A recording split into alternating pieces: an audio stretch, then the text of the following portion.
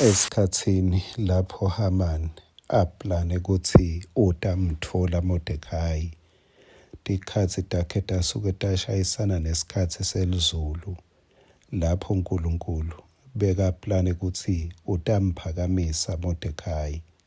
Sikhatsi salesitha lesinguHaman kwabita ukuthi siguce phasi, kuphumelele isikhathi sasezulwini.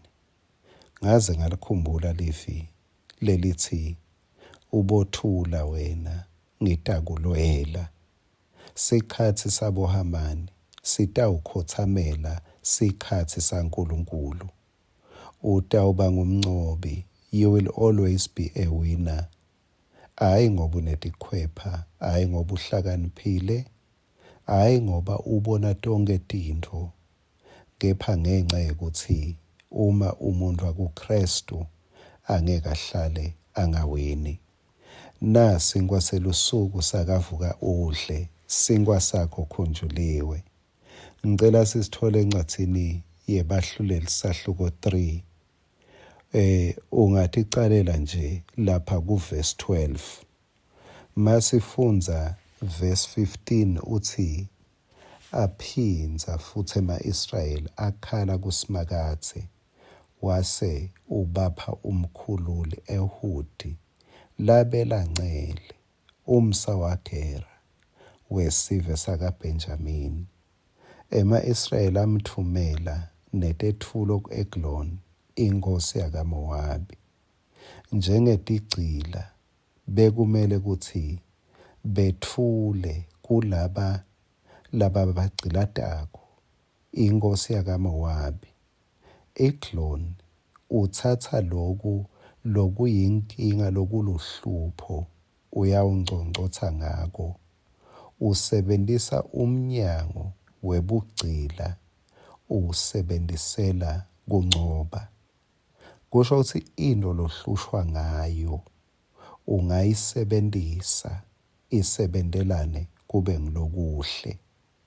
Ngicela-ke sinake naku kulo verse 20. Ehudi wasonzela kuyo, usonzela kule nkosi yakaMowabi, isahleti yodwa egamelweni layo, lekuphola lelalisetulu, wafike wathi, nginemlayeto wakho lophuma kuNkulunkulu. Yathi inkosi isasukuma esihlalweni sayo, Ehudi wahoshula inkemba yakhe, ngesandla sakhe sengesancele ayihoshula ngasethangeni lakhe langesekudla. Inkosi wayigwaza esiswini. Ngesikhathi lesive saka-Israyeli sikhala, uNkulunkulu ubavusela nanguncele, ake ngisho njalo.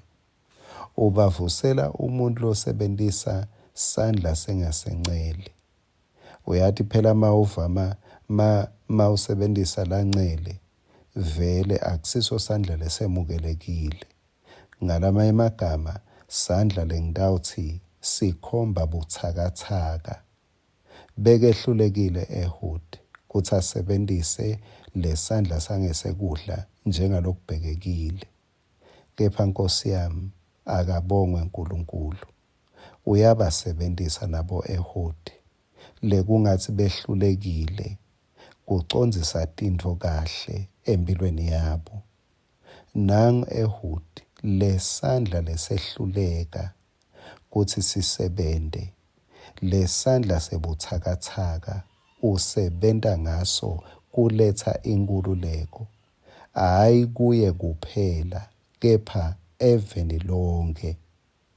Kungenteka lo ngikhuluma sihlobo sami, unebuthakathaka thide empilweni. Kungabe buthakathaka bemtimba, lo wehlulekako kubuncoba. Kungabe kumbe kusekufunzeni nje, nekufunza kwakho akusiko lokucacile, buthakathaka bakho. Angikhulumi-ke mangabe sowukhulile kumbe kusemendweni, buthakathaka lancele lakho.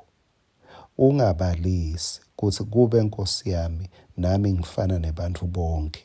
uNkulunkulu angasebenzisa lokulancele lakho, asebenzise ukuthi usite labanye, uphakamise labanye, uphe labanye kuncoba.